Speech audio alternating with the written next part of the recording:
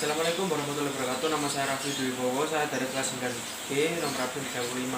Saya akan membawakan uprak ilmu pengetahuan alam, yaitu membuat yogurt.